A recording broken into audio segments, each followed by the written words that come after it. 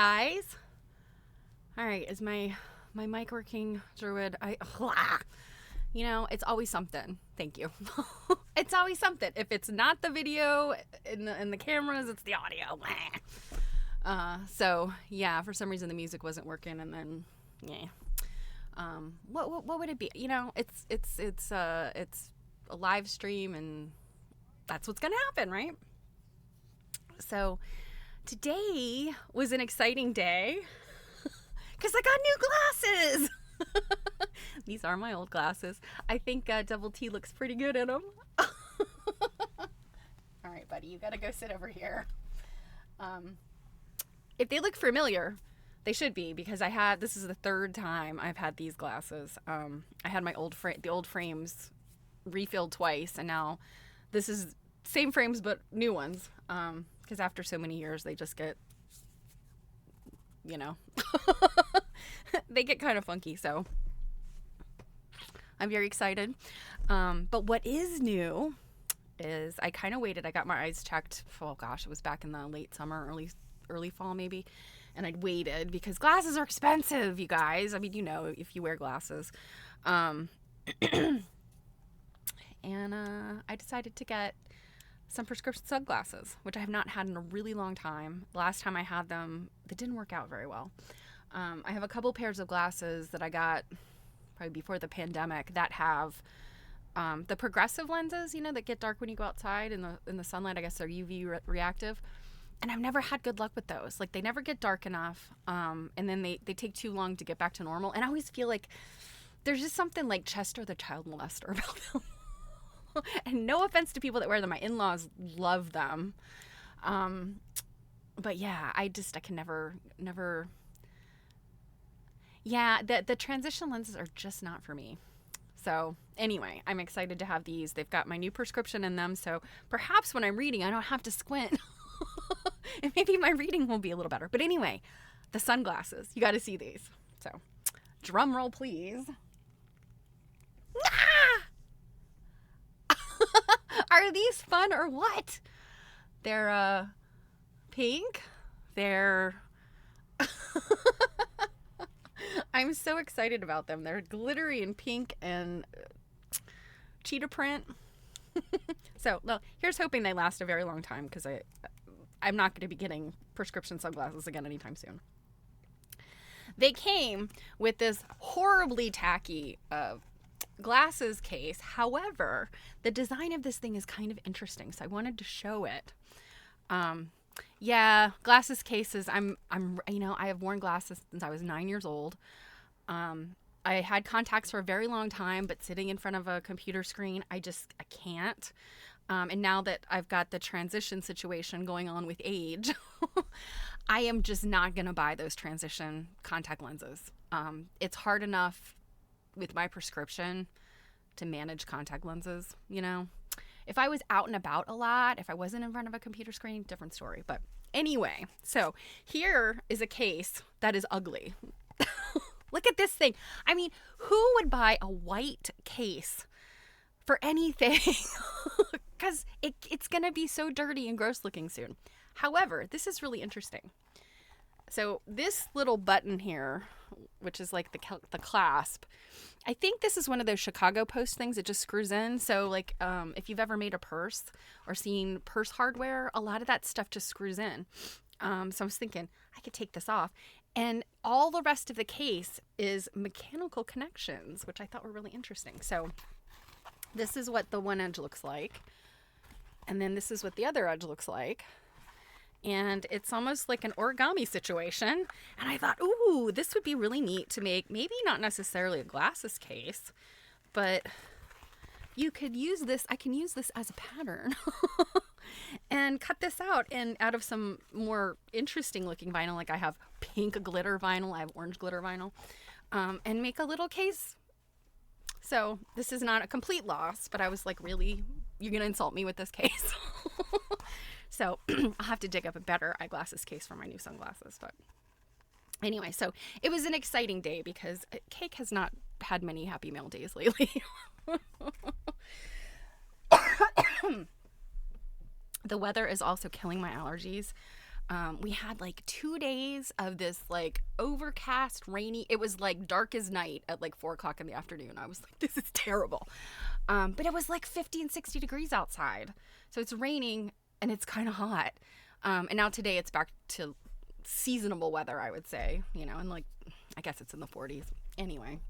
But all that messes with my allergies. And I guess it's not really allergies. It's just like a sinus condition because of the barometric pressure that changes.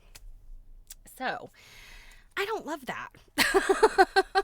But I'll survive. There are worse problems to have. So I've got a few things to show you besides my my glasses. Tiny things update. I'm a little disappointed the last few days with the my mini brands advent calendar. And my husband's like, where are you getting all these? I was like, dummy, I bought an advent calendar, okay? Have you not seen me opening these every morning? So the first thing I got the other day, if you can see this, they're teeny genies. So they're like these little girls and they're riding little horses that are a little bit not Hello Kitty, My Little Pony.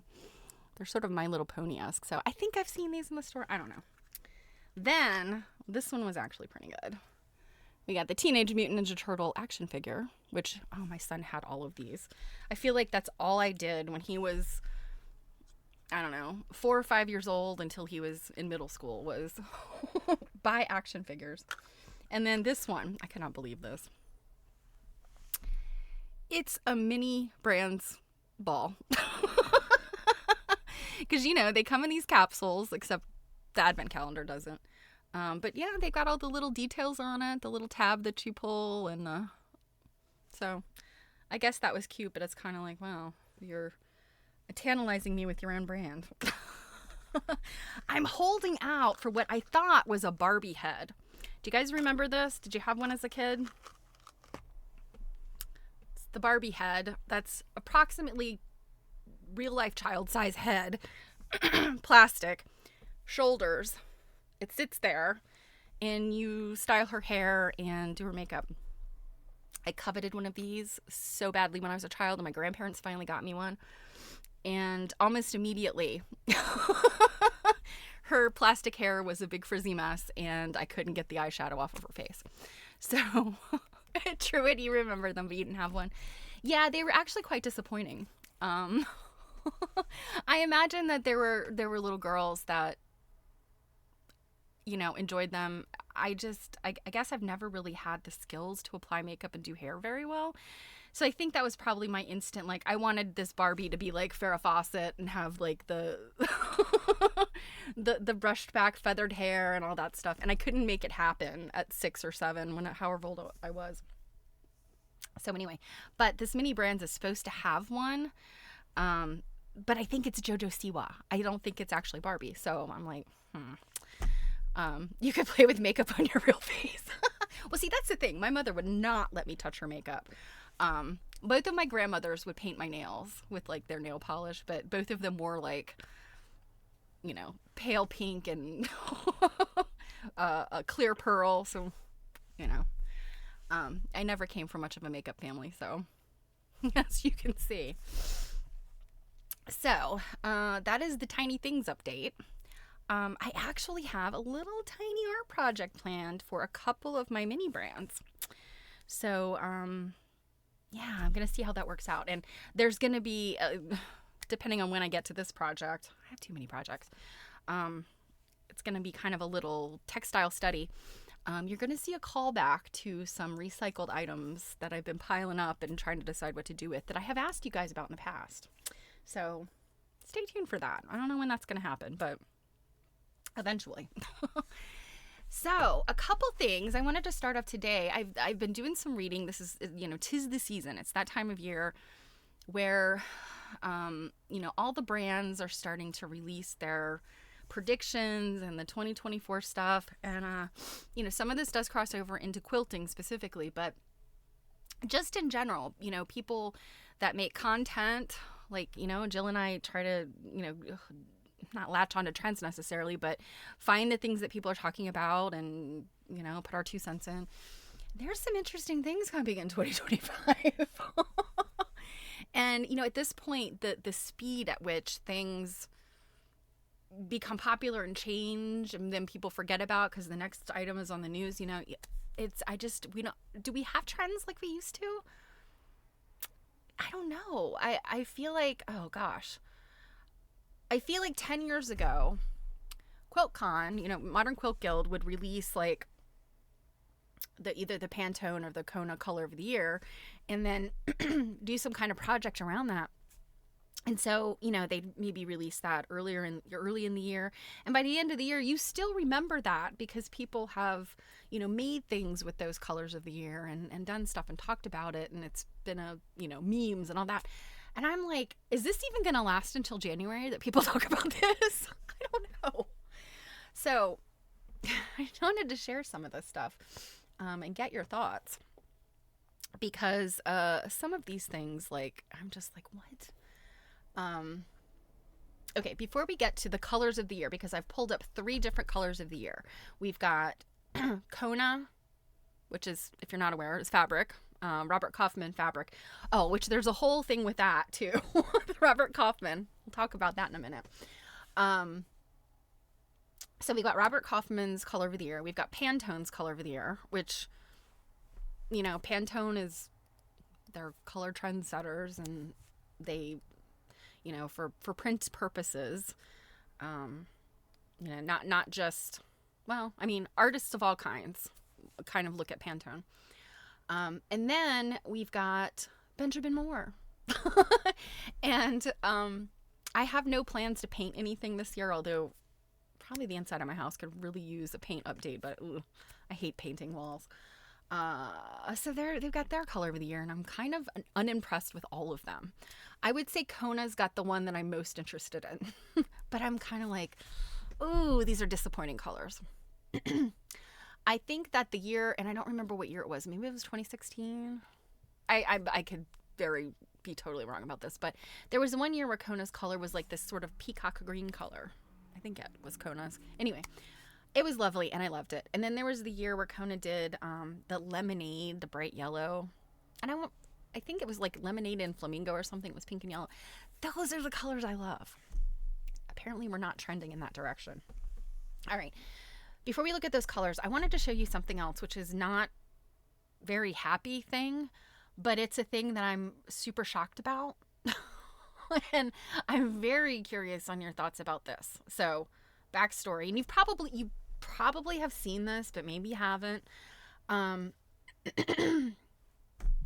last Wednesday, in New York City, here in the U.S., the CEO of United Healthcare, which is a major healthcare company, insurance company, healthcare insurance in the United States, was shot and killed very early in the morning on New York Street. He was heading to an investors conference where he was supposed to speak early in the morning. And this guy comes out of nowhere, you know, this assailant, and shoots him. Terrible, awful, really disturbing. What's even worse is, of course, they have caught the guy, which is good news. He's from Baltimore, and he is not far from where he grew up, not far from where I live. Comes from what they are calling Baltimore royalty, which is true. His family, he's got a cousin who's works in the state house. He's got, his grandfather was a major real estate investor here in Baltimore who he passed away in the early 2000s. But they own 2 of the major country clubs in the central Baltimore region. So this is a kid who's very, very, very, you know, privileged. And it appears like mental health is a major component of this situation. But what is happening is really shocking. In no way could I ever get behind a person that kills another person. Now, mental health is an important component often, and that's something that I'm very passionate about paying attention to and talking about, because it's important. When we sweep it under the rug, things like this happen. People escalate, and, you know, there could have been a chance to save him, maybe. So anyway, it's something that I'm very passionate about.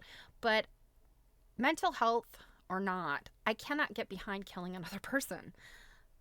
There is no justification for that, unless it's, life threatening and you're protecting yourself. So I think healthcare in our country is very broken. This is no surprise.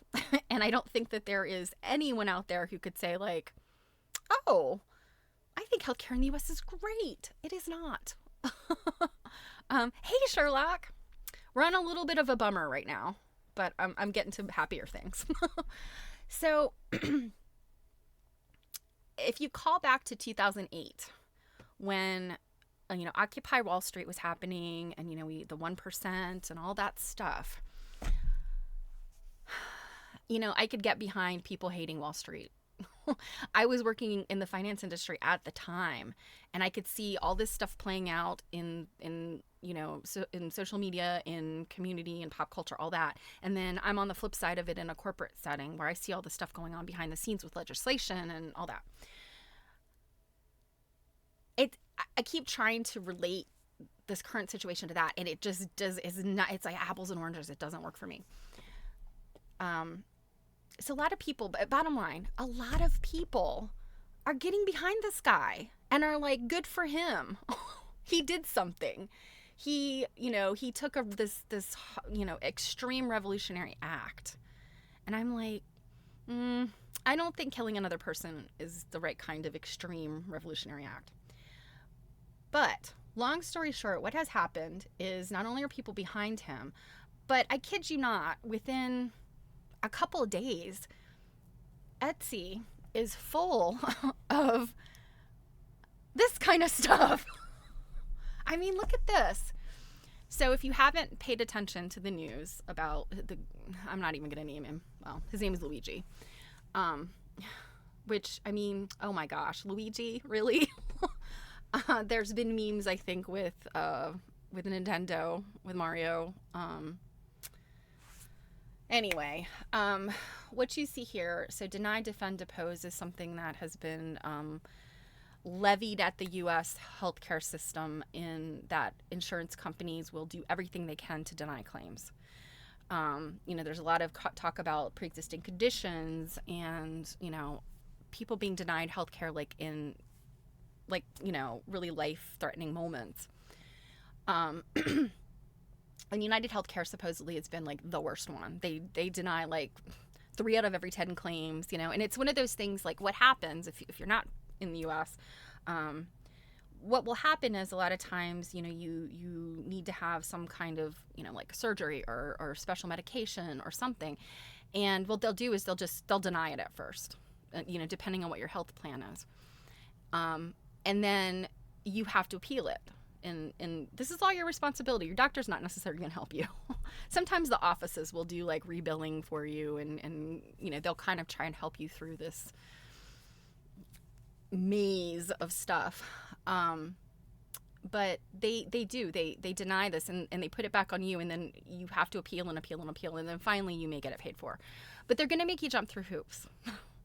And then the worst part of it is that while so many people struggle with, medical healthcare debt, all the money that they have to pay out of pocket, and not having important life-saving procedures and things covered, and just even like the basic stuff, like, going and getting a mammogram every year if you're over 40, or going, to your gynecologist and getting a checkup, or going to your primary care physician and just getting your annual checkup.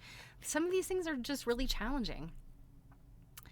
So deny, defend, depose is kind of like a levied at insurance companies, and it's just like this kind of vitriol.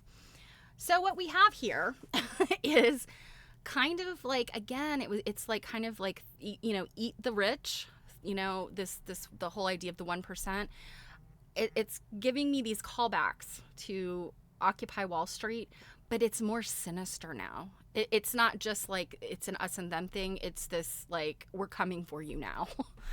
I guess. I don't know. It's just this really, really disturbs me, you guys. And I'm really curious to know, like, what you think about this. Now, do I think that billionaires should give more money back to their communities? Yeah.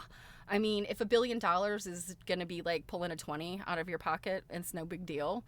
Give some of that damn money away. Some of us could use it.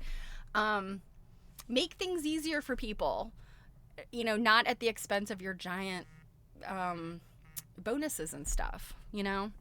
So I know I'm probably preaching to the choir here, but I mean, look at this. This goes on for pages. And some of these things are like kind of cute, like this Barbie looking one. And then I'm like, oh, gross. That's what that is. Like, oh no. Oh no. This just goes on and on. I mean, look at this. And you could put any kind of meme in here. You know, I mean, think about like Donald Trump stuff. Just replace that with the. So this is like the, this is like, it seems to me to be one of those like, the warning thing that's on CDs, you know, like the rap lyrics, you know, Straight Outta Compton kind of thing. That's what that looks like to me. We've got one that's got a caduceus. We've got the Barbie thing. We got, look at this. Oh my gosh, it's like a cute little anime unicorn thing. I just like, this is just gross. A candle smells like deny, defend, depose. Like what? I'm just, Christmas, deny, defend, depose on a pretend Fair Isle sweater. I can't even. And then it just goes on and on and on and on. So, and then down here at the bottom, you see my bicentennial quilt book. I'm shocked. And I don't, other than just to say this is gross. I don't know what to do about this. There's nothing to do. So I'm curious. What do you guys think about this? Like what? And it's okay if you don't think anything about it. I mean, you know, when I first saw this, I was like, I'm not sure how I feel about this. But I think I've come down to this is gross. We need to do more better. All right. I'm going to move on from this, and I'm going to talk about these colors. Let's start with Pantone. Pantone, like I said, they are like the color people. So if you want to print something out, and I think they used to be more important at one time because we don't print as much out now. But if you want to print something out, or, you know, even online, they will figure out, how do you get this color exactly? Like, what are the components? If you want this color printed, or do you want this color, you know, to turn up the right color online? Right? So this is their color of the year. It looks like doo-doo. You know, you can go ahead and call it like, what is it? Chocolate mousse, or what is it? Mocha mousse. I'm sorry. Mocha mousse. So Druid, I agree with you. Revolution is ugly. I absolutely agree with you. But I don't think that targeting one person and killing them, you know, there's a lot of other CEOs, and you can't kill them all. And I still don't think killing other people is the right answer. I will always be a make love, not war kind of person. So, yeah, we could agree to disagree on selling millions of those shirts. And I understand where you're coming from too. I do understand. So, so Mocha Mousse, do you want to decorate in Poo Poo Brown? Maybe. Now let's look at Kona. Kona is tantalizing us with this purple color. Now, Nocturne, I kind of like this one. I see this, I like this background they put on it, this starry night kind of thing. And I love this like midnight blue, like this, like such a dark royal blue, it's almost black. And I think that those are really lovely colors together. There's just something kind of like nighttime, magical, lunar about that. So I'm liking this one. I don't hate this one. I think that this is one of those interesting colors, like,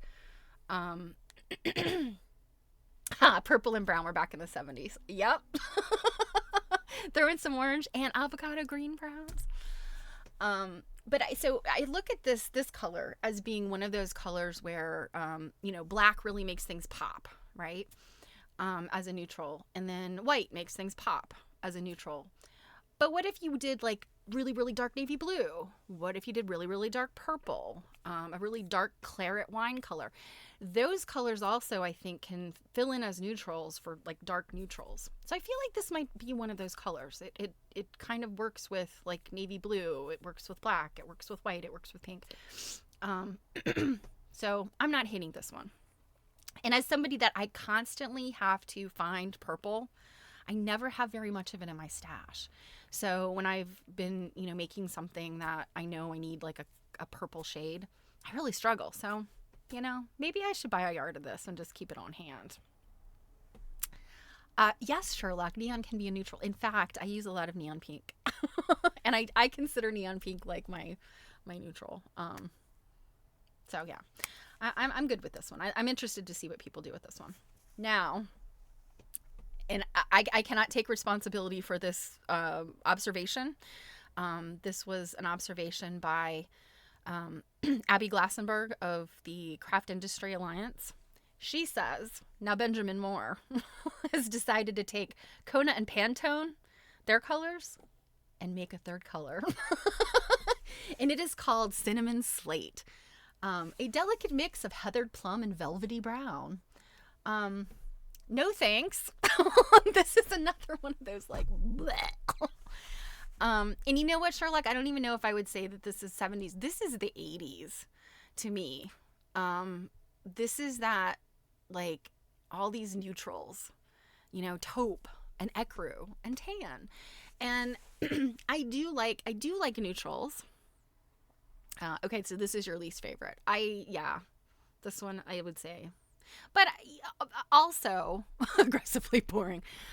I guess the other thing is like to think about, this is Benjamin Moore. This color is specifically for paint. It's not for other stuff. Whereas, Pantone, their color is for everything. And Kona, theirs is specifically for fabric and crafts. So they all have a slightly different purpose and focus.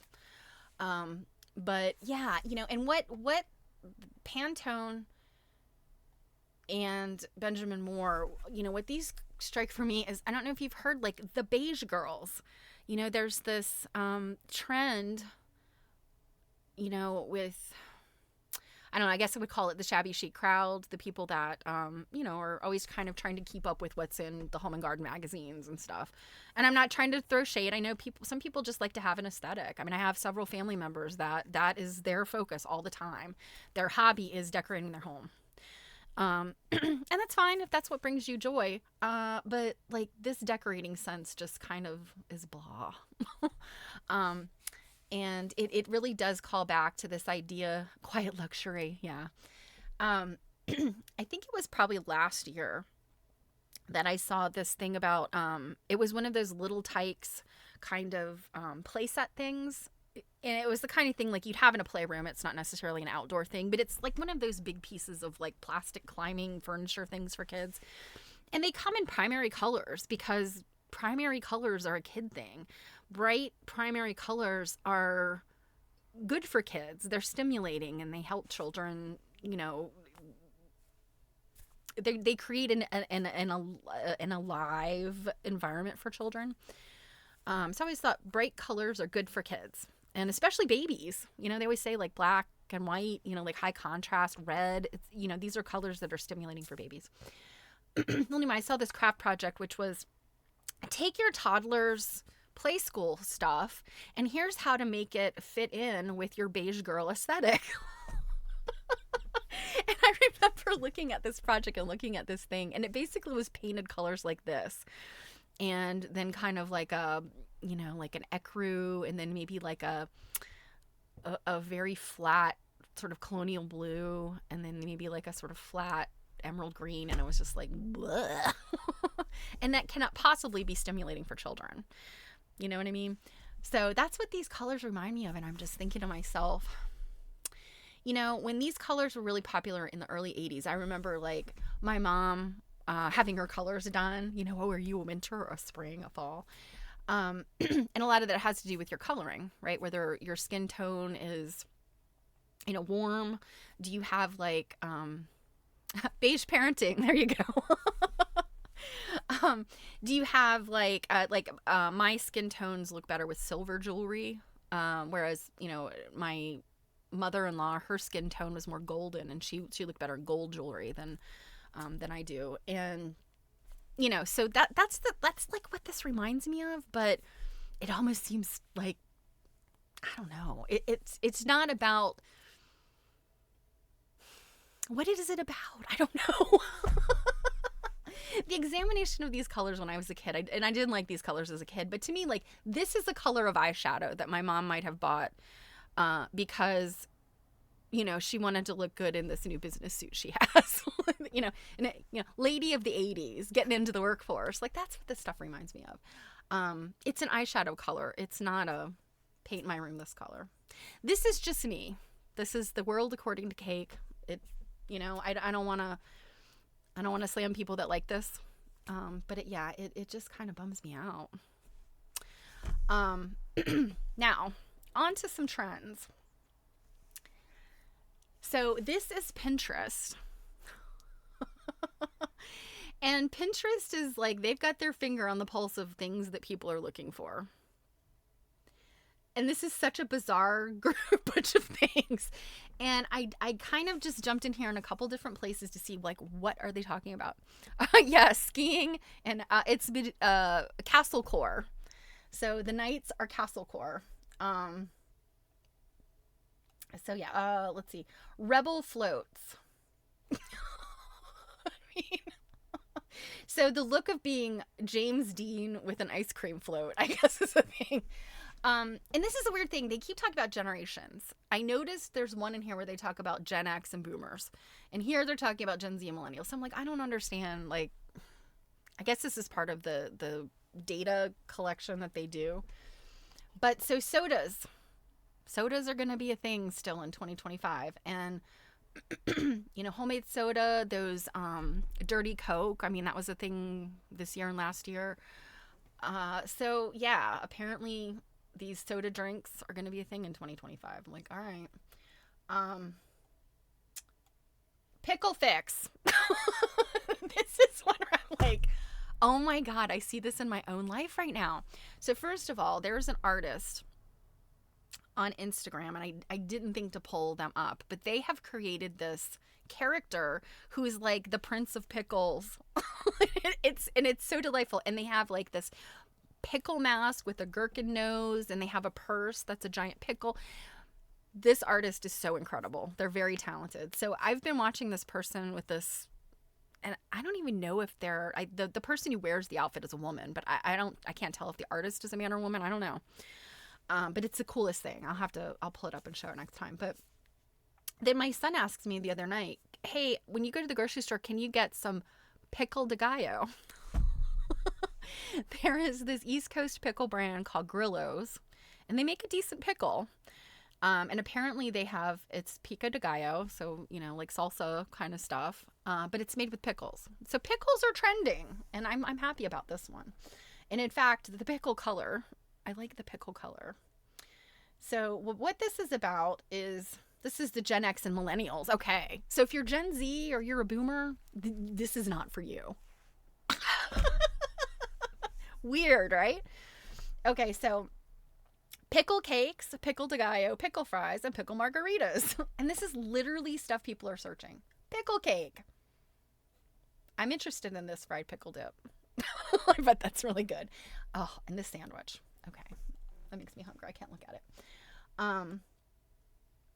Chaos cakes. What? I mean, look at this craziness. I can't wait to see. Oh, this is boomers and Gen X. So apparently my generation is going to be like going crazy about cakes. Rat cakes. Apparently rat cake has got 170% trending. It's up 100%. This is a rat cake, apparently. Where is...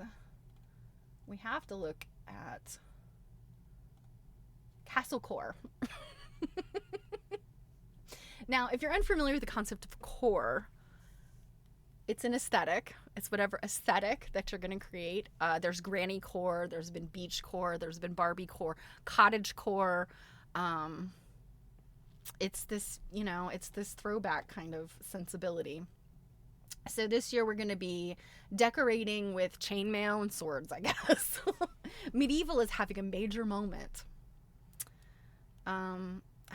These are the kind of things I feel like have been popular for a really long time, and maybe I hang out in circles that love this kind of stuff. I don't know. So yeah. I don't know what this kind of situation is, this outfit here, but excuse me.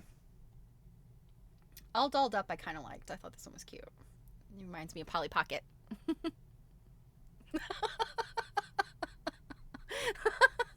5 additional searches. It is a good point. Cute core is a thing. It was kawaii, I guess. It used to be kawaii. Now it's cute core. Mini things? Oh my gosh, I'm trending. Mini things. I love all these little hair barrette things. Look at these shoes. I don't even know if they're real shoes. They look like they might be. I don't know. Look at that little purse. So cute. 2 people searched for rat cakes in 2023 and now it's 7. Yes, indeed. Fisherman aesthetic. I haven't looked at this one yet.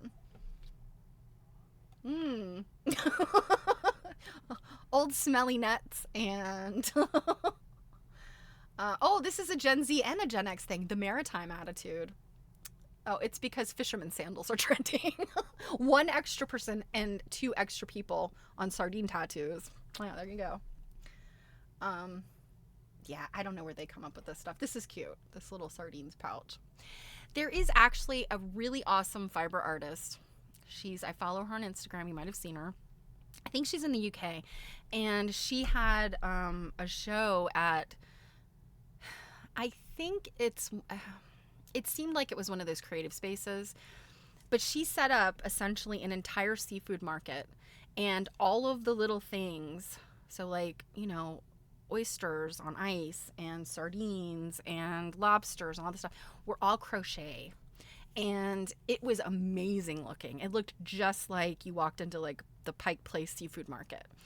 And she sold the little pieces, and then there were she had framed pieces and stuff. It was such an incredible thing. So I think she's responsible for this.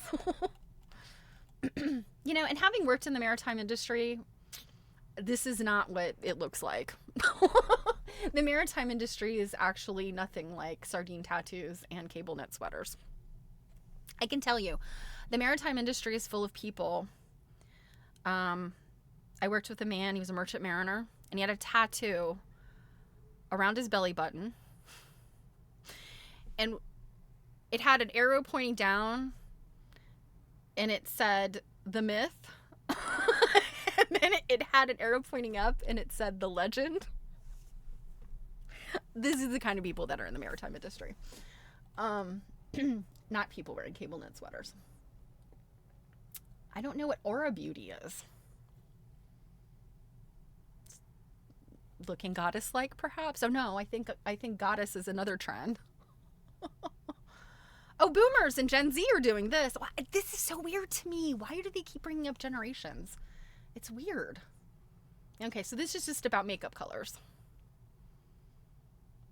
Okay. Let's look at one more. Goddess complex. I'm guessing this is going to be gold stuff. Oh, so it's just goddess core is a thing. Goddess twist braids. Divine beauty. Goddess nails. Goddess nails are up 760%. I don't know what goddess nails are. Do we have a picture of it? No, we do not.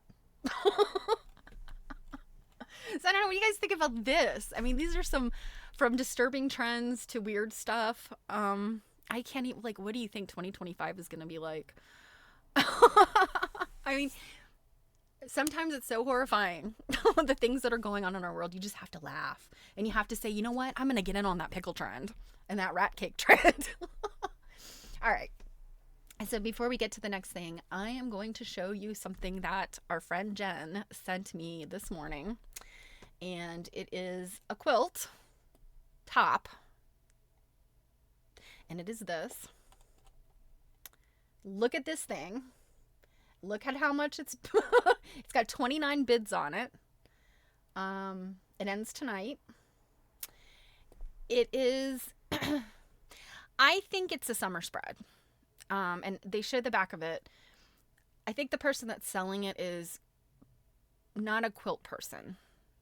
So this is interesting. I'll pull the pictures up bigger, but what's really interesting, I scroll down to look at their item specifics, and this part I love, the care instructions. I don't know how to clean an antique quilt top. So I'm like, I think this person doesn't do quilts. And I looked at their other items, and they have one other quilt and then some artwork and then some vintage stuff. So I think this person probably, some kind of estate sale or something, lucked into this. Let's see. Get the big one. Okay.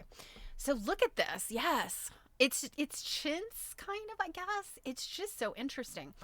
And, it's got the cutouts for the 4-poster. It's got an aggressive scallop, which, I love a scallop. It's got names, but the back of it's interesting. So let's look at that in a minute. But look, there's this lion. There's this embroidered thing. There's all kinds of stuff, like birds and like this is a broderie purse sort of situation. And the thing is, I don't think it's a super old chintz. I could be wrong though. I don't know. Those cabbage roses, I mean, I know that roses appeared, that kind of thing appears in chintz. But I don't know. There's a close up of the lion, and then so the name is Margaret, and then I'm not sure what this other one is. We'll have to zoom in on that. But look at this lion. I love his face and his mane. It's the Pantone color of the year. This would go very well with your beige lifestyle. Yes, I don't know, the McMichael? I don't know. It's hard to tell. I think we need Robin's eagle eyes for this. Lion or demon? Hey, making him musings. Yeah, so Jen sent me this. It's just it's so interesting. And look, it's this very tiny little buttonhole stitch. And that's something that's kind of interesting. And I'm wondering if that's a way to date quilts, kind of when were they doing this really dense buttonhole stitch instead of like a slip stitch? Because most of the time this stuff is not raw edge. It's a needle turn applique, but then they put this really tight little buttonhole stitch. And I actually have, I think, 2 quilts that have this, and they're fairly old quilts that have this buttonhole stitch. Whereas, you get into the 20th century, definitely you're seeing, applique that's just, needle turn applique with no buttonhole stitch. So is the lion wearing a hat? I don't know. Would you call that a... I don't know. If you just take his head, he's a strange looking fellow. He does look like he's wearing a hat. I don't know. I kind of feel like they were just trying to make it look like the mane swept back. I don't know. Oh, look at this. I think this is a great picture of the flora here. I think this is so interesting. And I think it's really well done, considering this is probably older than I think it is. This is probably like early 1800s. I don't know. Gorgeous, gorgeous, gorgeous. Yeah, I guess this is chintz. This is glazed chintz for sure. You can see the glaze on that. But I'm just trying to picture, what did this look like as one whole piece of fabric? I don't know. Because, there's the fussy cut with the flowers, but then, then they've cut these things out. It looked like a lot. Yeah, I mean, it's yeah, I don't know. Somebody who knows chintz better could obviously, probably look at this and know exactly what this chintz most likely looked like. I struggle with knowing, really, other than, chintz is old. Chintz is a thing from the, we read the chintz book. We know what the dates are. We know, how this stuff was imported and, etc. So yeah, and it does have some damage to it. Now this is interesting, the back of it. And I think this is where the seller, not knowing really, I think that this has been created as a summer spread. I don't think it was ever intended to have a back. I don't know that it was ever intended to be quilted. Because of the way that they have finished the scallops off.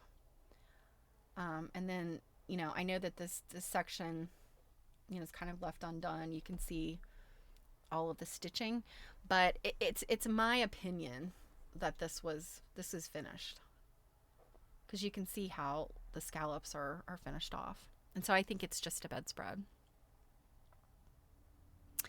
Yeah, why would the edges have a full buttonhole stitch? You know, I cannot answer that question. You know, I have this, so my quilt, the one that I always think of with the buttonhole stitch, my mom bought it for me, and it's almost really more of a quilt fragment because it is in really horrible condition.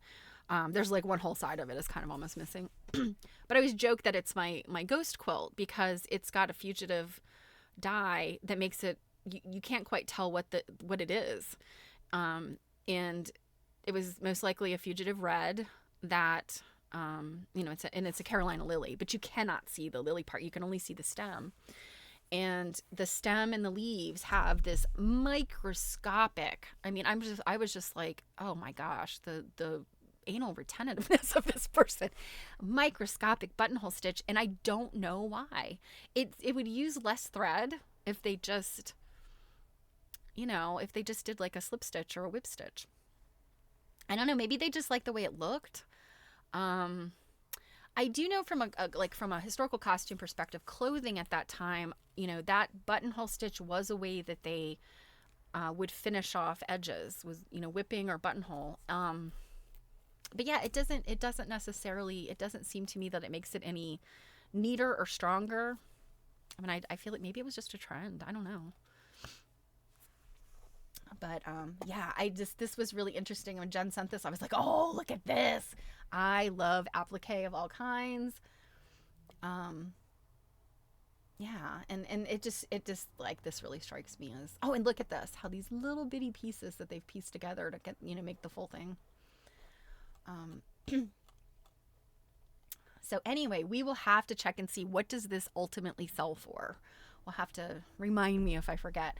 Because I'm really curious to know, you know, does this, whoever wants this thing real bad at $1,233.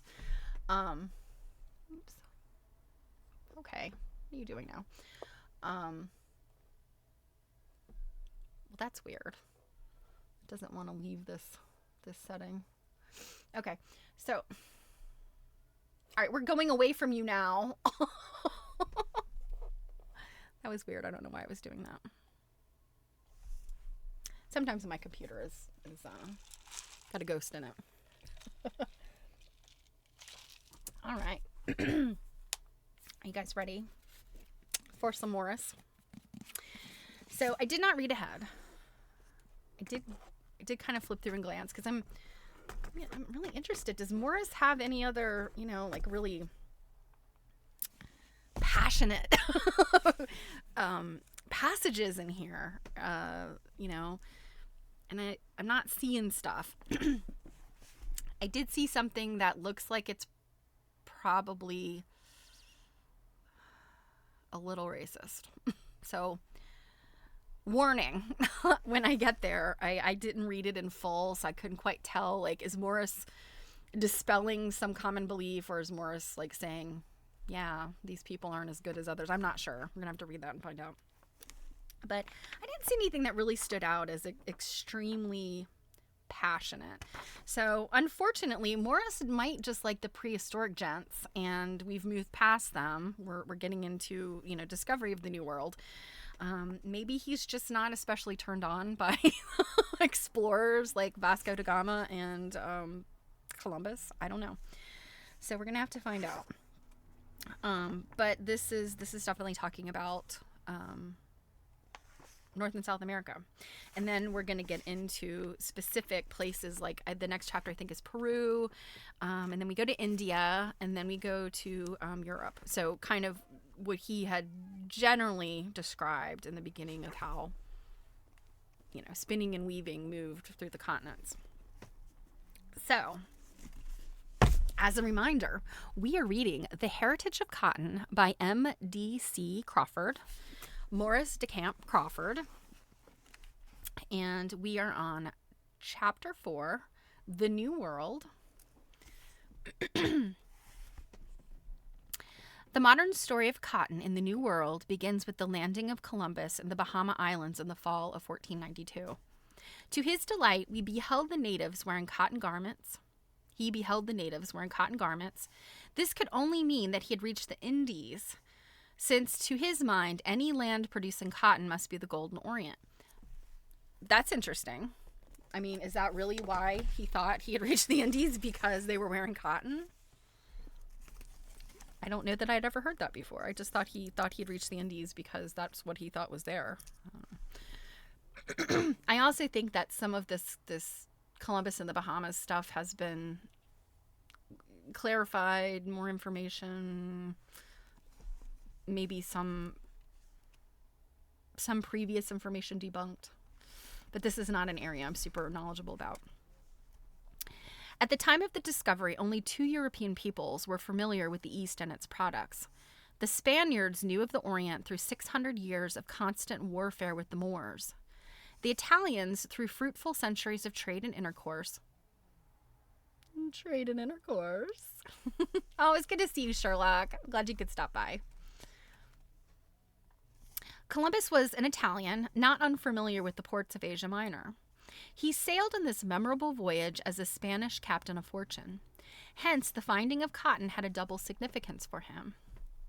It was the 12th of October when he landed, the harvest season for cotton in this latitude, and fairer than any earthly flowers to our great Genoese must have seemed the white streamers of the opening bowls. The first American cotton, therefore, to reach the Old World from America was brought back by the successful dreamer as proof to the skeptical court of Ferdinand and Isabella. It was one of the curious accidents of history that practically all subsequent Spanish discovery and conquest in the New World was among peoples well advanced in the arts of cotton spinning and weaving. Cortez, Pizarro, Balboa, Alvarado, and Coronado each came in contact with peoples distinct in culture, if basically similar in race, yet all were skillful weavers of cotton. With the unimportant exceptions of Florida. Oh no! Sorry, Florida. Morris was on to you. The unimportant exceptions of Florida and the moist delta of the Mississippi. Okay, he's managed to work intercourse and moist into the first 2 pages here. I know I'm grasping, but the delta of the Mississippi, all of Spain's vast colonial empire of the 16th century in the New World, was carved from the prehistoric cotton area. The prehistoric cotton map of the New World extended southwest from the middle of the state of Utah through the desert parts of our southwest, Mexico, Central, and South America. It did not include any of our central Mississippi or Atlantic seaboard cotton states of today, although it may have included the southwestern fringe of Texas. Now, this is really interesting to me because, I'm from the East Coast. I'm from the South. Cotton is part of my family heritage. And it's just, I've always associated, cotton with where, I grew up and where my family grew up. And to some degree in Texas as well. I've, read about cotton, honestly, through quilting, about cotton crops in Texas. I had no idea about cotton in, the far Southwest. So, this whole area of, indigenous North Americans and South America, it makes sense that there was cotton production because of the crafts and the weaving and the spinning. But I just had no idea that there was, indigenous cotton production in the U.S., in the far Southwest. Within this ancient region, we have incontrovertible evidence that cotton culture existed for many centuries. In most instances, it perhaps antedates the Christian era, and in all locations there is reason to believe that our previous notions of antiquity fall far short of the actual truth. Not all of these people, however, achieved an equal skill. The art seemed to have moved northward, our southwest being its uttermost fringe. It either originated in prehistoric Peru and spread northward, or in some region in Central America and spread in both directions, north and south. In these regions, we know that great civilizations reached maturity and passed into decay long before the Spanish conquest. And in both regions, the cultivation and conversion of cotton were among the earliest and most advanced of the arts. Among the Mayas of Central America, a date of 632 BC has recently been firmly established through the calendic researches of Dr. Herbert J. Spinden. I'm wondering, I almost feel like this data has been superseded in the modern times. I could be wrong. But people who had arrived at a sufficient culture to have developed an accurate calendic system. Calendic, this, maybe it's a real word, but it's feeling very Morris made up. A calendic system based upon the observation of astronomical bodies must have reached a very high degree of culture, suggesting an infinitely remote past. This civilization developed in a climate that did not permit the preservation of fabrics, except in a few special instances. The fact that the perfect desert of coastal Peru has preserved for us each priceless web, each subtlety in design and technique, each implement and tool and process, and the moist climate of Central America has destroyed almost every direct evidence of the fabric arts, makes no difference in the rival claims for antiquity of either region. These are but historic incidents, and there is no direct proof as yet to establish one or the other as the more ancient. They maybe have done that by now. But its point of origin, however, where it may, all over this vast and contiguous area, peopled by tribes of common racial stocks. Okay, I think this is probably where he's getting into some gross racial stuff. There is unquestionably a similarity in technique, design, and implements, and a universal use of cotton. It is one story retold in many forms and across many centuries. The distinctions in the ancient arts are themselves an eloquent proof of antiquity, since in all these areas the tools, implements, fibers, and in many instances the dyes are identical. No one familiar with the different areas would have the least difficulty in distinguishing the art of one region from that of another. There is, however, a similarity as well as a difference. So this is interesting. I mean, his observation is that there's a through line. They're using identical types of tools, fibers, dyes, all that kind of stuff. So there's, it appears that there's this possibility of movement wherever the locus is. But he is definitely saying there's this difference that people should be able to see. This can be accounted for by the fact that in realistic designs, primitive people represent animal forms, more or less modified to suit their limitations of expression and the advancement of their spiritual conceptions. Since the fauna through all this region is practically identical, with the exception of the high Andes, we must expect occasionally parallels in draftsmanship. There was as well an intermittent trade between certain regions, proven by the fact that the arts of one region are sometimes found in the ruins of another. That's interesting. The closest similarity in design is, however, in geometric patterns. All of these people were skilled textile workers, and the geometric limitation of the loom was familiar to each. Wherever in this vast area, covering portions of two great continents, cotton appears, there also is the two-barreled loom described in the preceding chapter. The loom of prehistoric Peru, from 1800 to 3,000 years old, is exactly the same as the loom discovered within the last 50 years among the Huichol Indians of southern Mexico, and everywhere else where we find cotton until the Spanish loom was introduced. No change whatever has taken place in the loom in all these centuries. It has remained absolutely static. The correspondence between the two-barred loom and cotton plant is absolute. Oh, that's interesting. I like that phrase. The correspondence between the loom and the cotton plant. I like that. Wherever this type of loom appears, there is cotton. And wherever cotton appears in ancient times, this type of loom occurs. Certain it is that the two-barred cotton loom and the fundamental fabric constructions, which seem inseparable from this implement, must have spread from one single source in America. So complicated and perfect an instrument, so profound a technical knowledge, cannot have had in one connected area dual or independent origins.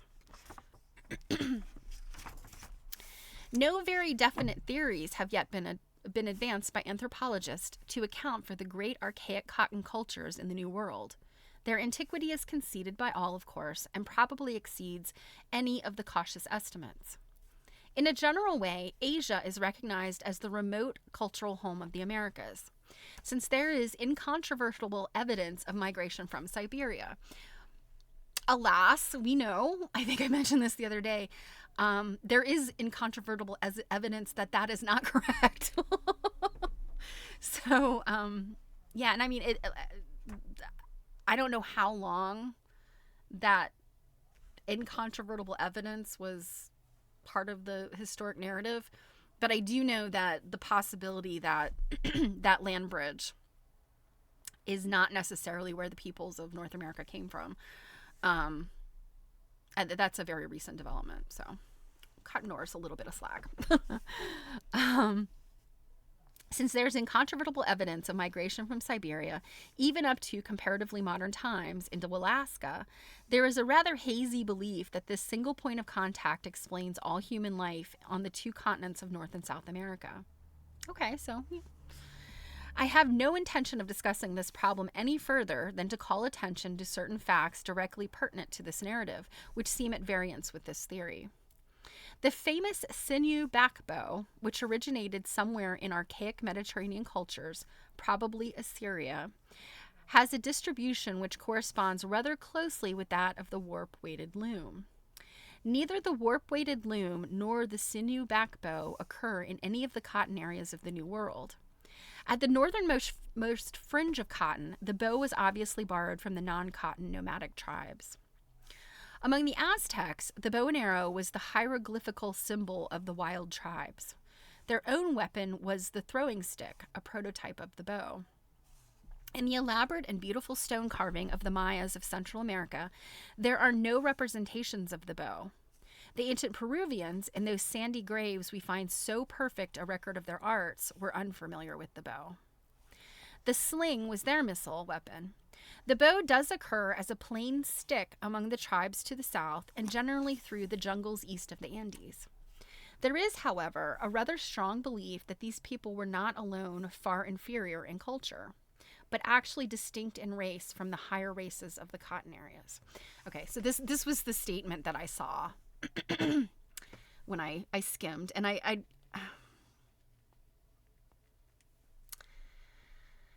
basically saying that it's a different race of people. I don't know if I'm not sure what that's really getting at. And I don't necessarily like the way that he phrased it. South of the culture of Alaska, where the warp-weighted loom prevailed, stretched the great American plains, where for a long distance no loom of any type is found, but where the bow does exist and has been known for a great period of time. The northern peoples still adhere to the powerful composite sinew back type, which gradually fades out to a single stick type. I can't picture what this sinew back bow looks like. I'll have to look that up later. It is, of course, possible that a slowly drifting migration of the peoples, coming in contact with highly varied terrestrial environment, might easily have, in the cycles of time, lost the warp-weighted loom. The weaving of the cloth suggests a static culture, and cloth itself is a luxury, not a societal necessity. I am, however, extremely reluctant to believe that any peoples living largely by the chase would have discarded so perfect a weapon as the bow. If, therefore, the peoples of the pre-Columbian cotton areas came at some very remote time from the north, we must determine how they came to change their type of loom after losing it entirely, and how they abandoned the bow once they reached the area of cotton. I mean, I think he's making a perfect argument for what, we're saying, the anthropologists are saying today, in that the indigenous peoples of the Americas did not necessarily walk across the landmass or the ice bridge of the Bering Strait. Maybe Morris knew something. Were there then two great roadways from Asia to the New World? Were the ancient peoples of Mexico, Central America, and the Pacific coast of Peru of distinct racial stock? Oh boy. Of distinct racial stock from the red men of our plains, forests, and frozen tundras. This is by no means proven by the few facts I have outlined. The point is, however, clearly raised, and if it may not be affirmed, neither can it be denied. Nor is there lacking supporting evidence in the general structure of common myths, in the presence of similar objects in both continents, as well as in the curious relationship of loom types, weave techniques, and the cotton plant itself. A glance at the world map will show a single significant distribution of islands in the Pacific along the Tropic of Capricorn. It is well known that these islands are in most instances really the peaks of submerged mountain chains. In ancient misty ages, this chain may have been more closely knit. Among these island peoples, there are legends of long journeys to unknown continental coasts. That are suggested of the legends of the Atlantic Norsemen before Columbus. And I think that they do have proof now that you've got Vikings that did make the long journey, not just to say like Iceland, but also to North America.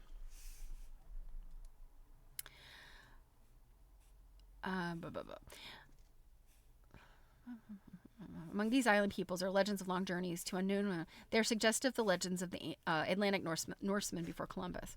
The survival of certain arts, which are strongly reminiscent of textiles, although these peoples are unskilled in loom work, may be additional proof. Their tapas, or pounded bark mats, are generally geometric in design, and this characteristic and ornament we naturally and rightly associate with some form of weaving. Now, the tapas are really more Pacific. So this is... It's interesting because he's talking about the Atlantic Norsemen, and then he talks about tapa, and that's over like Hawaii, Pacific Islands, etc. In the next chapter, I will present proof that clearly establishes southern India as the home of cotton, so far as Asia, Africa, the islands of the Indian Ocean, and Europe are concerned. Unless we are to assume this miracle of ingenuity had two distinct manifestations, we are compelled to acknowledge that the cotton technique of India and the New World must have been derived from some common and as yet unknown source. Although I have seen, I guess contemporary writings that say like it's entirely possible for things to have sprung up like independently. And then, really, if aliens were visiting, they would just have dropped the knowledge wherever. The most temperate presentation of such evidence is capable of misinterpretation, highly prejudicial to the clear reasoning of science. So great a problem as racial and cultural origins cannot be settled on a basis of any single group of facts, however broad these may be. Enough has been suggested, however, to make it evident that the broader problem and the complete history of the cotton plant and cotton techniques have much in common. For many years, careful investigations have been conducted in our Southwest. The ruins of many ancient people who lived and prospered centuries before the Spanish conquest have been scientifically excavated. Among all these people, cotton was used, and we find remnants of cloth, seed, lint, even spindles in ancient looms. Cotton among these people, however, had a religious rather than a utilitarian usage. The basic fiber of this area was the tough yucca grass. Cotton was an intrusion from a greater civilization to the southward, and is used to this day in most of the religious ceremonies retained by the descendants of these people. Many Hopi ceremonies are associated with the prayers for rain, and symbolic altars are raised to the mystery of fertility. The rain clouds are represented by billowy masses of white cotton, and the miracle of the falling rain symbolized by the straight cords of the unwoven upright warps stretched on the loom. The dress of the Hopi bride is cotton, grown, gathered, spun, and woven by the relatives of the groom. Oh, that's interesting. So the groom's relatives create the Hopi bride's dress. These are but two instances of the importance of cotton in the religious ceremonies of these peoples. It is doubtful, however, if it had any broad secular use until modern times. The few fabrics of cottons discovered in the dry caves and burial sites of the Southwest give us a rather high estimate of their skill. One tapestry apron is a part of which is in the American Museum of Natural History, and another in the Museum of the American Indian, is a splendid example of craftsmanship. This apron was found wrapped around a naturally desiccated human body, discovered in a dry cave in Grand Gulch, Utah, and is believed to antedate the Christian era. In the Brooklyn Museum, there is a child's knitted shirt of unique pattern and a few fragments of stenciled cotton duck, which are of equal importance in establishing the technical skill of these people. There are as well woven patterns not unlike our own modern brocades and embroidery among these relics. From the evidence furnished by material culture, cotton has a peculiar and important place in the life of the American Indian in the Southwest United States. Its antiquity is assured by its frequent presence among the remains of the ancient cliff dwellers. There are hanks of white cotton cord and of dyed cotton cord in the collections from the cliff dwellings of the Canyon de Chelly, Arizona, in the Brooklyn Museum. This cord, from the objects found with it, appears to have formed parts of the contents of an aboriginal workbasket. In the same collection is a child's garment made of cotton found on the body of a child in the White House ruin in the Canyon de Chelly. I'm probably not pronouncing that right. It is spelled, just in case you're wondering. It's C-A-N with the tilde, O-N-D-E-C-H-E-L-L-Y. 3 words. With this garment are fragments of a dyed cotton blanket showing a pattern and cotton tassels with which these objects were ornamented. Yucca fiber prepared from the fresh green stalks by chewing. You know, I've seen this where there are certain, craft practices where they chew things to tenderize them, to soften them. I know I've seen, oh gosh, it's been decades ago, but it was something about some of the native women of like Alaska and parts of the Canadian tundra, where the seal skin, they chew it to soften it. So it sounds like the yucca would be the same way. And I almost think I think I read that the saliva, like human saliva, has some acidic properties that kind of break down fibers and whatnot. So yucca fiber, prepared from the fresh green stalks by chewing, was the ordinary textile material of the cliff dwellers, and this garment and blanket were no doubt exceptional in the work of some devoted mother.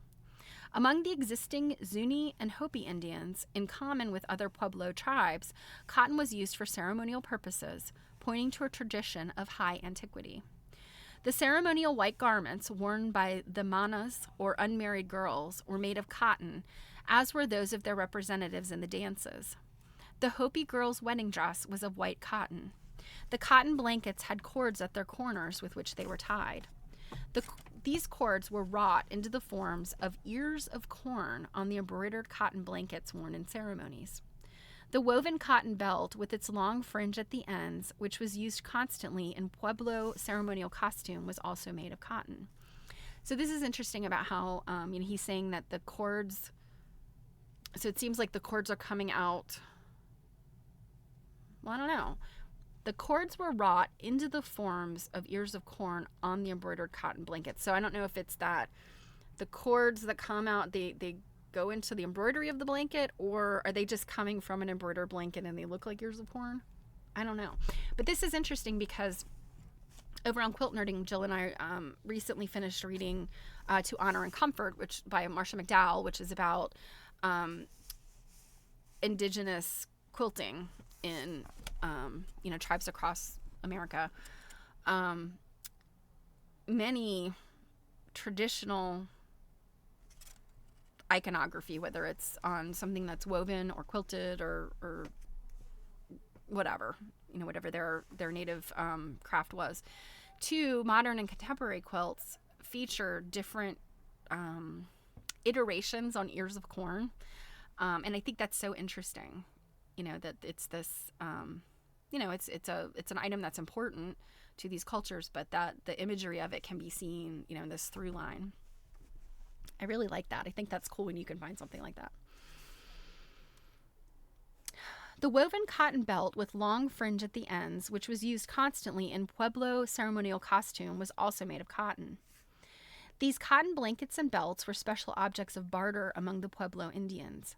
They corresponded with money, having not only a fixed but a high standard value. Cotton only was used for a great variety of ceremonial purposes by these Indians, no other fiber being regarded as having any efficiency. It was indeed a magical substance. For example, the prayer sticks were tied in pairs with it, and it was used to attach to them the ceremonial breath feather, which was associated with their potency.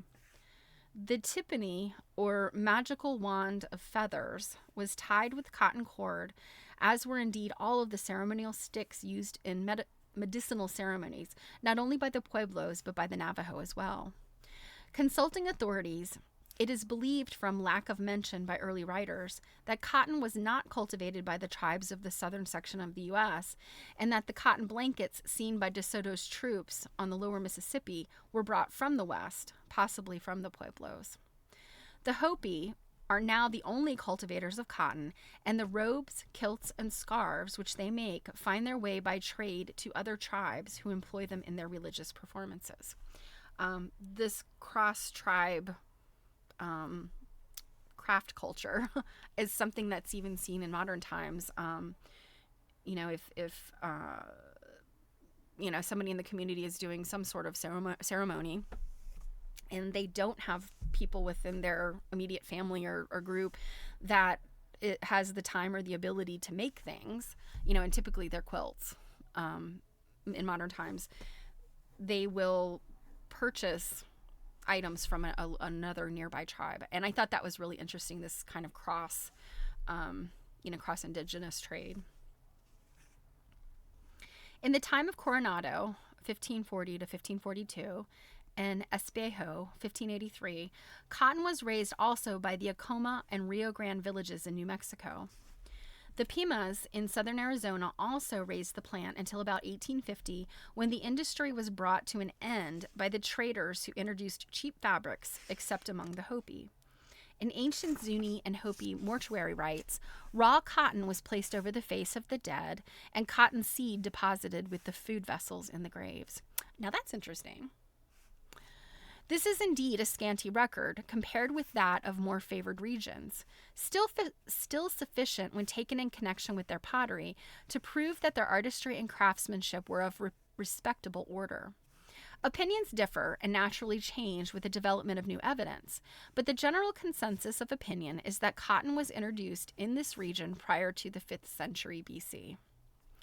In spite of our great knowledge of the Aztec culture and the dramatic interest aroused by these vigorous people in their contact with the Spaniards, we have, comparatively speaking, few examples of cloth that we may safely date from this pre-Spanish period. The climate in Mexico is generally inimical to the preservation of fabric, nor have we as yet scientifically and systematically investigated all possible grave sites in this turbulent sister republic. But the accounts of the Spanish conquerors and the administrators who followed them, beginning with Cortez in 1519, the designs on their pottery, wood and stone carving, and the picture writing in their marvelous codices, give us incontestable evidence that they were well advanced in the arts of cotton, and that cotton was the fiber chiefly used by them for textile purposes. The famous tribute roll of Montezuma gives us an accurate record of the annual assessments levied in the bales of cotton and bolts of cloth and decorated blankets by the warlike Aztec Confederacy upon the tribes who acknowledged the ancient city of Mexico as overlord. Overlord? Oh my goodness. One page shows 40 bags of cochineal and 2,000 decorated cotton blankets, together with many other objects of value as the annual assessment of 11 tributary cities. This has been estimated on a basis of modern values, that this entire tribute ran into millions of dollars each year. So that's interesting. So 40 bags of cochineal or cochineal, those are the little insects that they use. They grind them up, I guess, to use to make a red colored dye. And I've heard that this was like a major export. I think even still, kind of in modern times, of the cochineal insect from South America. The Spaniards were quick to recognize the skill of the natives as weavers and organized them into factory groups, and annually exported to Spain immense quantities of fabric as well as cotton fiber. The practice of forcing an outdoor people to work indoors, together with the brutal slave-driving methods of the Spanish taskmasters, was so detrimental to the health of this people that in the famous Humane Laws of the Indies, promulgated by the Spaniards in 1540, the practice was forbidden. Okay, so first of all, I've never heard of the Humane Laws of the Indies. So that's interesting. I did know that, the Spanish were brutal enslavers, as were the Portuguese, the French, the Italians. I jest, but really, the slave traders of the Atlantic sort of began with the Spaniards and the Portuguese, and then England just picked up on the horrors. But this humane laws, that's something I've never heard of. That's interesting. One of the most important archaeological discoveries in the New World was recently made in the little crater lake at Chichen Itza. This pool of deep, clear water, surrounded by high cliffs of limestone, was, according to an ancient tradition, once the scene of dramatic human sacrifices. Ooh. Has anybody been to Chichen Itza? I have never been. I've only seen pictures, but I think it would be an interesting place to go see. However, I do think that travel and tourism has kind of yucked that area. So I don't know. I'm not exactly sure what the tourism situation is there now. These sacrifices had been discontinued long before the Spanish invasion, but nonetheless lived in the native legends. A recent scientific expedition dredged this little pool with a modern steam shovel, and the discoveries were amazing to a degree. In the silt and mud were found beautiful repoussé gold breast ornaments, bits of carven jade ornaments. He loves a weird word. Carved would be the appropriate word there. Bits of carven.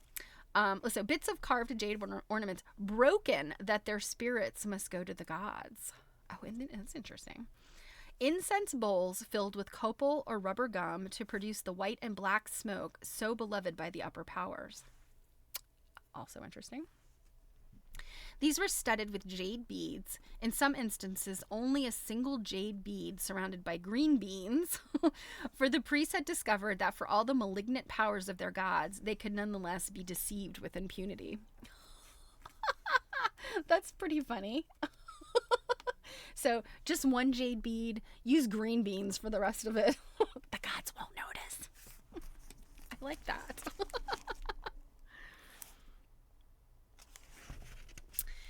The least imposing of these discoveries, but by far the most important, as far as this narrative is concerned, are the little fragments of charred cotton cloths, once parts of the garments of the deluded and unfortunate victims. Now, in human sacrifice, is there evidence they were deluding victims?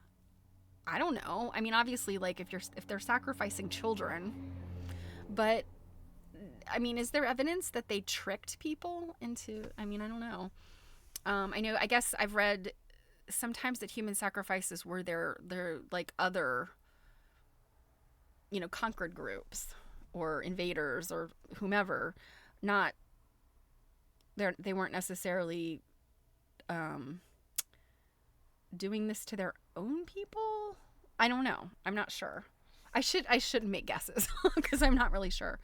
But I kind of feel like, if this is the culture, do you live in fear of being a sacrificed person, or would you consider it to be like an honor?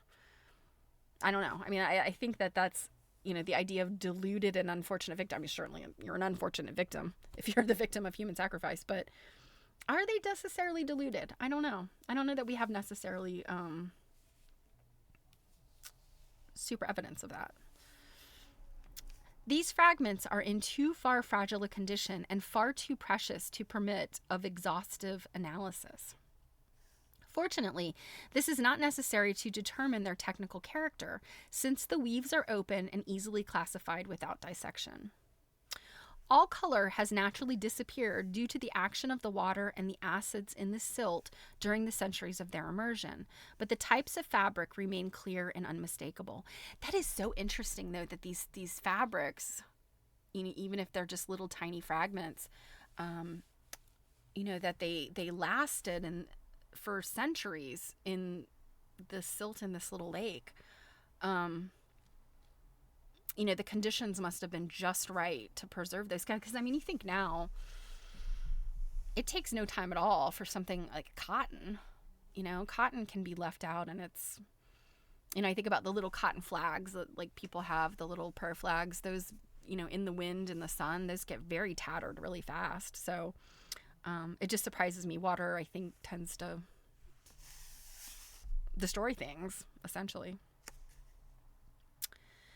Among the modern natives living in isolated regions and comparatively free from Spanish and later European influences, there is still a high skill in fabric construction, and cotton remains the principal fiber. Here and there, in these out-of-the-way regions, ancestral crafts are practiced in something approaching their pristine splendor, but the mixture of trade yarns and trade cloth and the incorporation of Spanish designs made this record of doubtful validity. The intrusion of Spanish design, and in some measure of Spanish technique, begins very early in the 16th century, almost at the very dawn of the conquest, and was so penetrating that it has often confused scholars studying the native art who were unfamiliar with Moorish and Spanish motifs. Indeed, the natives themselves had no clear idea of the comparatively recent origin of their present arts. 3 centuries of usage among an illiterate people is very likely to obscure sources of origin. It is but fair to state that these intrusions were not always intended to harm the natives, nor were they actually harmful except from the scientific point of view. I don't know, Morris. Most of the native arts are associated with their religious ceremonies, and against these the Jesuits quite naturally and sincerely waged a constant warfare. But back of this was the wish to fit the conquered peoples into the life and arts of Europe and make them an integral part of the Spanish Empire, and therein is a problematic intrusion. I don't understand how, at this time, obviously, again, different time. But Morris, I don't understand how you can say, oh, it was not always intended to harm the natives. We just wanted to bring them into, the European fold. That's harmful. You are squashing and erasing their culture and history when you bring them into the fold. So, no, Morris. All the intrusions were harmful in some way. There can be no question of the sincerity of the Jesuit missions in this purpose, however mistaken it might have been. Okay, thank you for acknowledging that was a mistake to go in there and try to Christian up the place. And it must be admitted with frankness that no people in Europe, with the possible exception of the Italians, were at this period so rich in decorative arts as the Spanish. They had not alone a reminiscence of their own Gothic period, but a great enrichment from their recent Moorish enemies, and it rises as a white column to the memory of those devoted men that there still survives through Central and South America some of the most efficient craft schools in embroidery and weaving in the world today. All right. They're saying that it was the conquest that brought the technology. Maybe the designs. One example of how powerful was the Spanish intrusion may be found in the Huichol fabrics from the highlands of southern Mexico and the closely related Cora tribes. These people were conquered according to Spanish history in 1700. 50 years later, they revolted and drove out all Spanish priests, soldiers, and administrators alike, but retained Spanish designs in their characteristic double cloth weaving. Here occurred the vigorous drawings of Christian saints, Moorish conventions, and bird forms originally created by the master weavers of the Byzantine looms, adopted by the Saracens, and so by the Spaniards brought to this remote and alien people. The San Blas Indians on the coast of Central America have stoutly maintained their isolation from white contact. They're a warlike, self-contained people living in an inaccessible coastal region where, fortunately for their security, neither oil nor gold have yet been found in any quantity. I don't know what it's like today, but good for them. You know, they don't have stuff people want, and they have successfully kept out invaders. They import certain trade cloths in small quantities, but their chief demand on civilization is for high-powered modern rifles. All right, then. Well, we know where the Sandinistas got their goods. Their applique work using two colors of fabrics is very interesting. Their patterns, strong and vigorous in composition, however, suggest, however, a denigration from some higher and forgotten technique. One little jacket of gray cotton cloth with a design worked out in aigrette down. I wonder if that means like egret. It's spelled A-I-G-R-E-T-T-E. Must be some type of bird because we're talking about down. So design work down and down, twisted into the weft, has a peculiar historic interest. The first landing of Columbus on the mainland was near this region. He describes the natives as wearing cotton garments with designs formed from the interweaving of feathers. Oh, this is interesting. I'd love to know what those look like. There is a... Let's see, there's a picture page here. Yeah, I don't know that we're going to see this, but... For a long time, scientists assumed that this was a careless description of the feather ponchos, similar to those of Mexico and Peru. As a matter of fact, this little garment proves that the great navigator accurately described the costumes as he saw them. We know very little of native dyes. Cochineal was cultivated in both Mexico and Peru from immemorial time, and this yielded so beautiful a red that the Spaniards introduced... Somebody's blowing up my phone, y'all. That the Spaniards introduced the cultivation in southern Spain at a very early date, and it spread into the Near East, where it has remained ever since. Of peculiar interest, however, is the dye from the purpura shellfish, which produced the most beautiful purples still found in certain of the native cotton fabrics, and which was unquestionably the basis of the fine purple shades in the ancient fabrics of Peru. I wonder if they were the same color as Kona's Nocturne. The natives wade out in the shallow waters and squeeze the juice into a shallow dish and then return the mollusk safely to its native element. The liquor is colorless, although not entirely free from odor. I wonder what it smells like. Clam juice. All over the regions that I have briefly covered, the cultivation of cotton and the arts of weaving and dyeing cotton fabrics existed for many centuries before the Spanish invasion, and in most instances before the Christian era.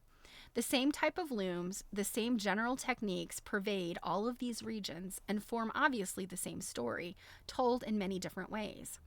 Only recently have our great museums begun to carefully collect the materials from modern tribes and clarify their existing traditions in comparison with our rapidly growing knowledge of the archaic cultures.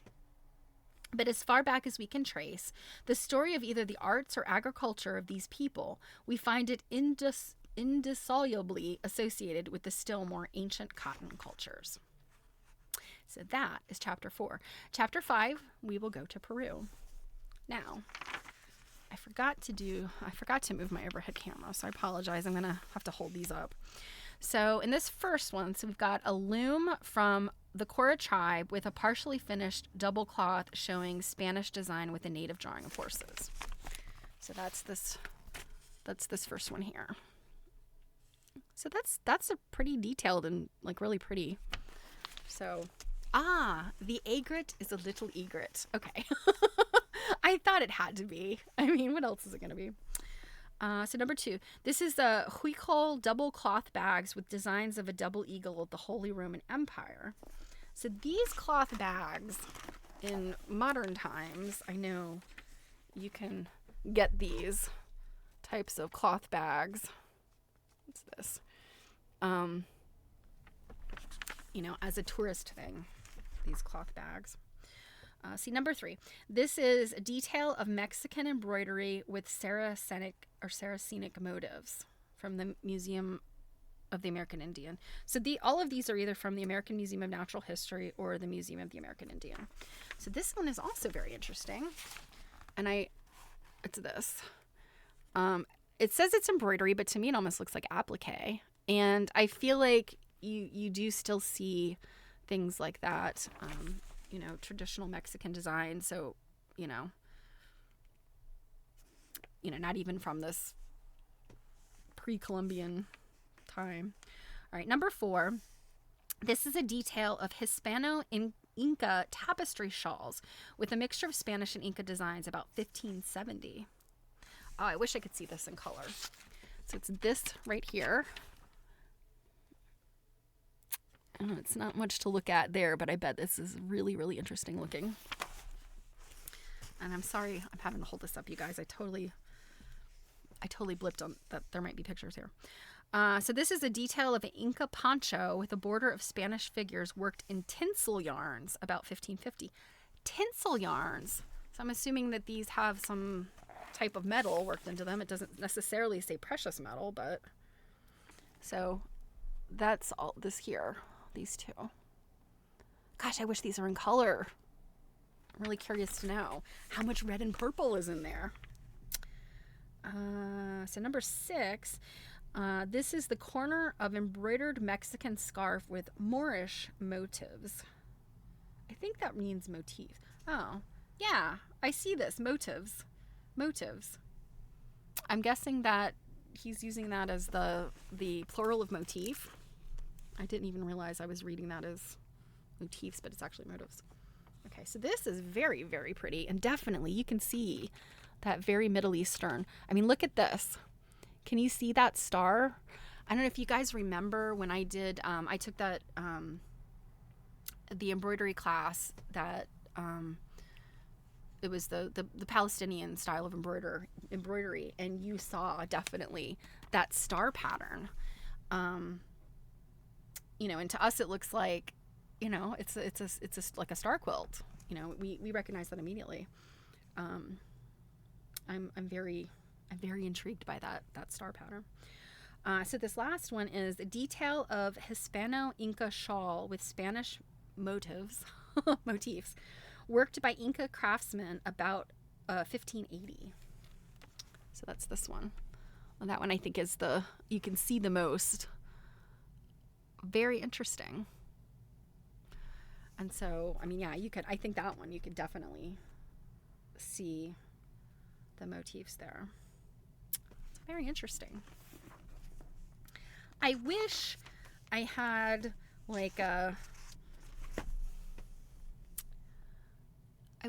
something that I could look at that would tell me how much of this is still accurate.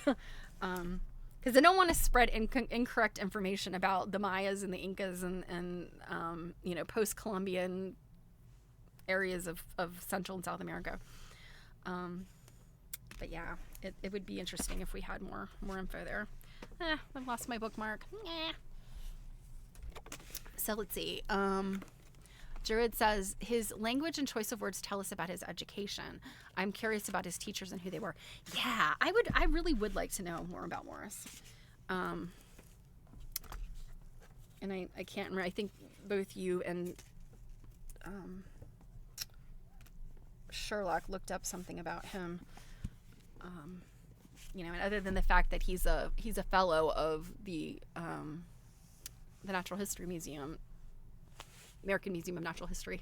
I keep calling it the wrong thing. My guess is, I can't remember if it said where he was educated. Trying to see. I don't remember it even saying, other than the fact that, he's been an industry guy. He's been in the cotton industry, and you know, research associate, research fellow. Yeah, I don't know. He's an interesting guy for sure. A little disappointed that, you know, he didn't get any like you know, very titillating things into that chapter, but I don't know. Maybe the romance of cotton was just going to be in that first section there, and we're going to have to, that's what we're going to have to live with. He said, I'm going to have to stop with these Harlequin romance discussions of prehistoric people and really get down to the science of cotton. All right, guys, I'm gonna close up shop a little bit early today. And actually, let me look and see. My phone's been blowing up. Okay, I was gonna see if Mom as a fan was streaming. She's been streaming a lot this week, but it looks like she's not. So, will not raid. So. Oh, he is writing with some sense of vernacular. I'll have to look into it. Yeah, let me know if you do. I'm very curious. You know, really what his background. And I still haven't looked up the person that he dedicated the book to. I have to look up that person too and see who it is. I mean, it could be a mentor, it could be a teacher, it could be a lover. All right, guys, I'm gonna call it. So this weekend, Saturday, day after tomorrow, Jill and I are doing a stitch and glitch. I'm pretty sure we'll co-stream it. So you can either pick it up over on Quilt Nerding on YouTube, or you can pick it up here, this channel. And really, that there's no agenda there. We're just 2 or 3 hours just hanging out, stitching and bitching and glitching. So that will be fun. Next week is kind of, you know, more the same. It's the last week before the Christmas and Hanukkah. Hanukkah starts, is it Christmas Eve or Christmas Day this year? So, lots of intense holiday focus. So, yeah, we'll probably have a sort of a Christmassy week next week. And then, you know, then we go into a little bit of pre-recorded stuff. So, yeah, have a great weekend. I hope if you have time on Saturday, you'll join us. I think we're going to do 2 p.m. So middle of the day for, you know, East Coast, middle of the day, and, you know, wherever you're from. But yeah, it'll be fun. If you're, you know, done with shopping, tired of shopping, need to finish up some Christmas crafting, whatever, please join us. So as always, thank you guys. I could not do this without you. I appreciate you so much. Yeah, have a great afternoon. I'm sorry for starting off a little bit of a bummer, but you know, 'tis what it is. So I will see you guys on the flip side. So, mwah.